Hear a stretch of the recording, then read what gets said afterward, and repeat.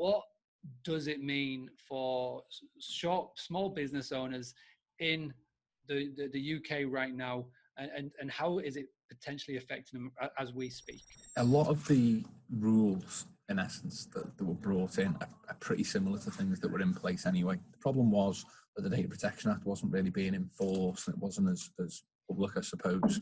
In essence, didn't really serve its purpose. And everyone knows, everyone haven't they, the cold calls. I'm a practicing solicitor. I grew up, I suppose, in the law in the Northwest, doing claims and civil litigation.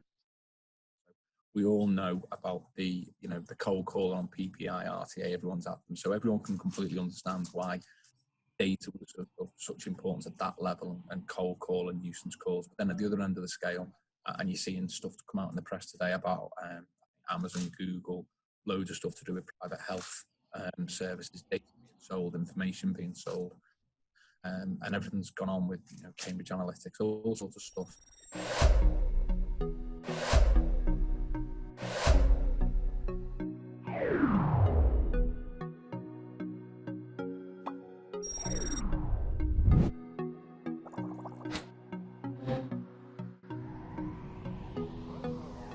The Boost Hospitality Podcast. We're in season 7, episode 8, and today we're talking about GDPR. Before we start, I want to thank the podcast sponsors, Hostfully. Hostfully help you design digital guidebooks that will wow your guests.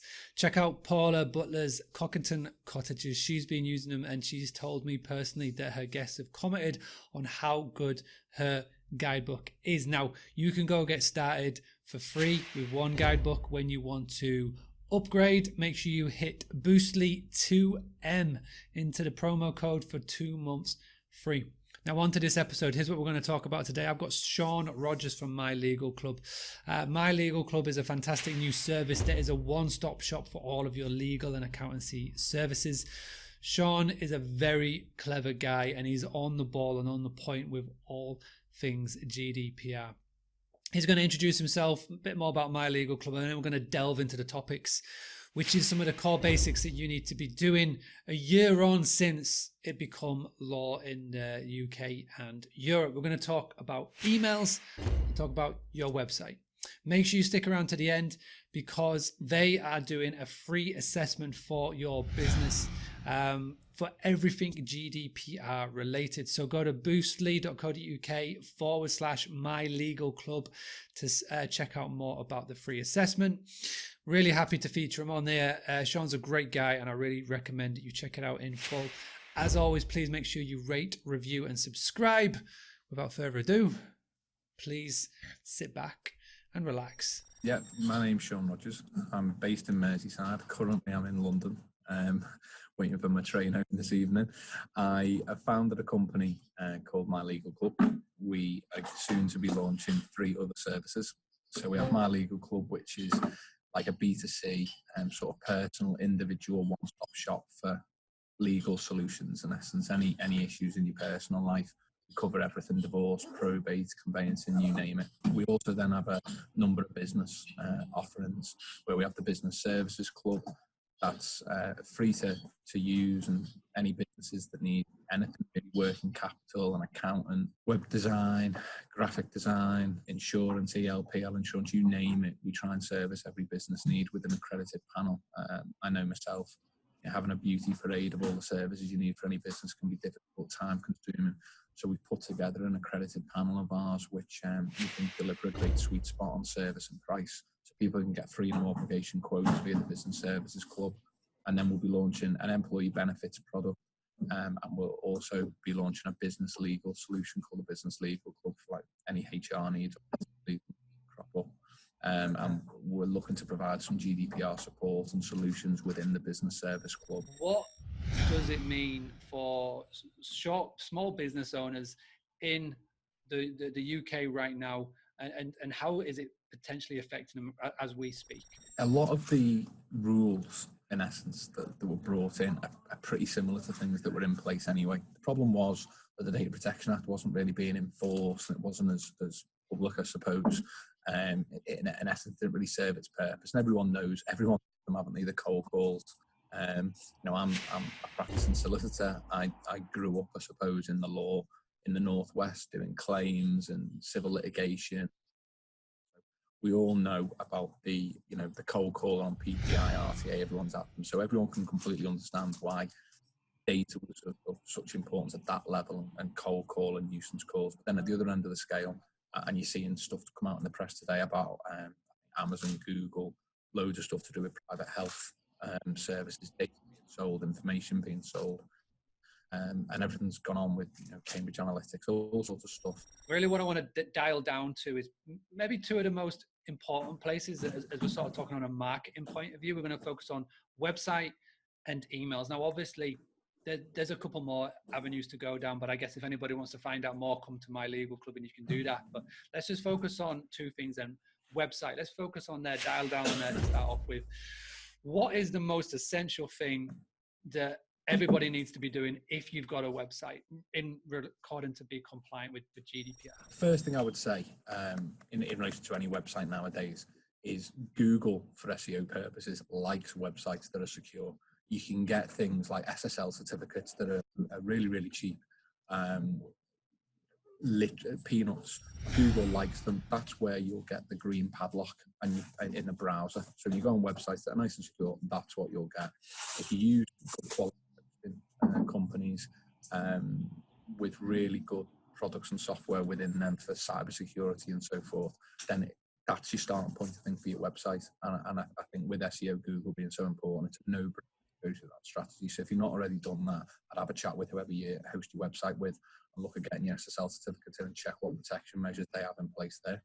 I think your starting point would be to make sure that your privacy policy. So I think in your terms of use, you can explain a little bit in there about you want people to use the website and do it in layman's terms. Really our best almost avoiding the law in terms of the way that you explain this, and that is part of the regulations. It's really important that lay people can read this. Just to give you a bit of an insight in how short stay accommodation works, 99% of the time, everybody that's watching this or has a business, whether it's an Airbnb, a hotel, a guest house, rental accommodation, it will be linked up to a third party, a property management system. Most popular ones, Free to Book, Bookalet, Avivo. These are some of the big guys, and all the payments are taken through there. So all of these guys are already got their compliance in place. So what you're saying in essence is just make sure that whatever data is on your website is the same that is being sent to these PMSs, so to speak. Is that sort of what we're saying? Yeah, so use my legal club as an example. I don't hide anything like that. If you go on the homepage, you'll see we work closely with Commodore Security for the SSL certificates. We use Salesforce as our CRM system, and we integrate that with GoCardless. We're on a sort of GoCardless direct debit system. So in our terms of use, we basically explain we don't hold our card details, the membership information that you sign up for. We have to use that because we use WooCommerce as one of our commercial partners. So yes, 100%. I would make sure on your website you explain all these things, because remember, when I think people are incredibly nervous about this over the next year because of the stories that are going to come out in the press. Morrison's going through an appeal at the moment to do with the GDPR issue.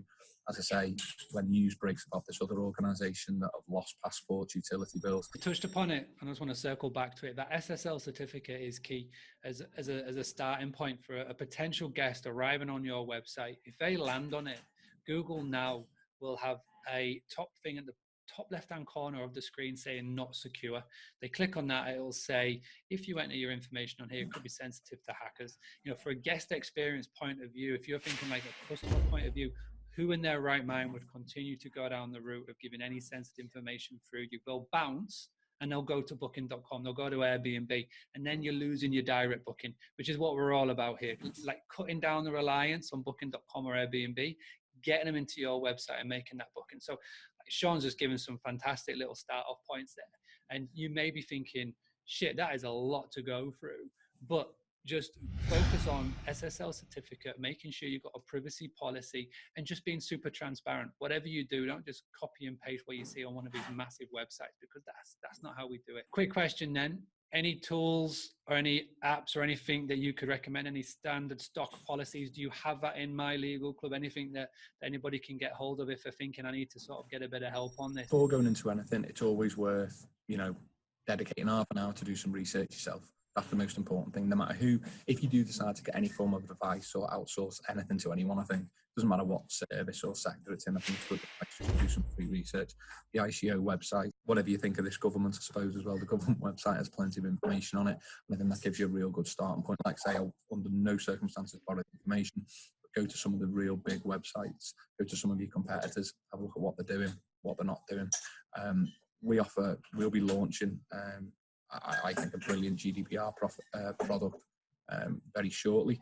We want to try and offer people the ability to do a quick sort of online assessment, which will be free, so that people can use a sort of traffic light system, see where they're up to on compliance, and then we'll have a range of different products to support them if they want to outsource. We're going to make sure there's plenty of free information on there for people who just want to digest that and do it themselves. Absolutely no issues with that whatsoever. People want to do the free assessment, they can then, with us, purchase a data audit report as an example, which will give them a list of things that they need to put in place to make sure that it's operational. It will be easy for them, I think, to do that themselves. If they then want to, and I'm not doing that myself, it's a top law firm that I'm using, but I've convinced them to actually charge reasonable prices for once. So you'll be getting absolutely top quality service from leading GDPR lawyers, but at unbelievable prices. And then if you want the law firm to do the work for you, again, I've crunched the numbers with them and it is really affordable. I'm just putting the final pieces to it before we launch. So we've got links to insurers, directors and officers cover, all sorts of stuff where if you want to go belts and braces on it from a GDPR point of view, we're literally talking about a couple of emails and a lot less than £1,000. We're talking in the hundreds here for a full solution provided by a law firm. Alternatively, people will be able to use our site and the free assessments as a bit of a resource kit for those that would prefer to do it themselves. Your website in the past, book directly in the past, booking.com, Airbnb, Expedia, however you get them, that doesn't mean that you can then add them to your email list and start sending them emails. Now, what are the best common practices that people should be adhering to with this, Sean, moving forward in a post-GDPR world? If you're using someone big, let's say you use MailChimp or something equivalent to MailChimp, an example, they're really good at having like the unsubscribe or opt-out options in there. But I'm still seeing stuff from other companies that don't use that kind of product, who are not including an obvious opt-out. The other mistake that people make is that it doesn't matter what service you're using really, but you might have an existing client, for example, and then actually you're perfectly entitled to email them about whatever that product is. Perfect example, I'm sat in a train station right now, so I book some train tickets with Virgin, and they're perfectly entitled to text me to say, a reminder about your train tomorrow, reminder that your train is here, your train has been delayed as per usual with Virgin or whatever. What they can't then do, unless I've opted in, is start sending me text messages or emails 2 days later to say that they're offering a discount on services to London, or they've got a new line going to Leeds, or whatever it be. That's where people are making big mistakes on GDPR, adding people into their list where they've been a client or a former client and then think that they're fair game. And the problem with this, without scaring anybody, is you only have to type GDPR into Google and all you are going to see at the top is lawyers now. It's happened over the last 8 weeks. Look, we value GDPR seriously. We want to make sure that you've all opted in. You've got the ability to opt out. We want to keep sending you all these great offers and services. If you're not happy, please hit the unsubscribe button and then you've got a cleanse sorted straight away. I think this is the cool thing about MailChimp. Free to get signed up. It's super transparent. So as soon as you're on the sign up form of MailChimp, it gives you that very visible tick box. And MailChimp has drastically changed in the last 12 months. And I speak as somebody who not only uses it, but I show other people how to use it. You know what? You're on our email list. Can we still email you? If not, here's an unsubscribe button. Click that. You won't hear from us again. I'm going to say the other thing, of course, is that if you're providing value, if you're providing the people on your email list with great value and you're not pestering them so they're not getting an email every 2 hours, then weirdly, you're not going to have any problems, are you? In essence. At the time of the year now, where all of those emails that you, all those channels that you subscribed to maybe a year ago are going to start bombarding you with sales email. We're coming up to Black Friday sales, Cyber Monday. We've got all the Christmas ones. It's that time of the year that I love to do a spring clean of who's going to pepper my inbox with sales emails. But you're 100% spot on. If you take a different light to email marketing, and you, instead of just sending email to your guests or potential guests with sell, and maybe start to talk about the local area. So what is there to do in Merseyside, but not just like a copy and paste from like the tourism of Merseyside. Just talk about what you like to do. Think about your guest in mind. Where do you like to go? Where's those hidden gems? Things like that. Share what's going on that you like to do and what your guests like to do. And you know, you're not going to get loads of unsubscribes. If anything, people will start to look out for your emails, and that is what you want. So I think there's so much to take away from this. Again, don't worry about it. Just make sure you've got your systems and your structures in place. I would 100% recommend getting on to My Legal Club, and I'll make sure that all of the links are in the show notes for this. Like you say, like Sean said, you could spend a couple of hours going through all the due diligence yourself, doing the Google checks, or you could just head on to My Legal Club, invest a couple of $100 into it, and just know that in the back of your mind, listen, you're safe, so you can focus on what you really want to be doing, which is looking after your guests. The other thing I was just going to say as well, sorry, is the important thing I think to consider is who has access to your logins and your passwords. I suspect most of the personal data is going to be stored with big organisations like we've referenced before. Your booking.coms might be with your GoCardlesses, whatever, your internet banking. Key thing is, you might have stuff in your WordPress dashboard and your site, as an example. You might have stuff in MailChimp about all your subscribers. You might have stuff in Salesforce as a perfect example, or Book. Who has your login details? Are you logging into your account in what they call like honey hotspots, basically, where people can rob your login and password? Allow the tight-knit group of people like your web developers to download stuff onto their laptops, download stuff onto the PCs, put stuff into Excel spreadsheets. They're the little dangers for you, because you only need one person to fall out with you, and potentially they can go and post it on the internet or email lists or whatever. And I think while you leave personal data with Google, third-party organisations, you've got nothing to worry about. So if anybody's watching this and wants to sort of find out more about when you do offer that, where and how is the best place that they could find out more about that, or get a notification from you when that's in? Fab, if on our homepage, bottom, you can sign up to our newsletter for free. So touch wood, fingers crossed I'll look a right idiot if this goes wrong, but we've got SMS preferences on there, so if you can remember to tick the email preferences for me, please, and fill in those details, then what we'll do is I'll be putting some special discounts together for everybody who signs up to the newsletter after this show.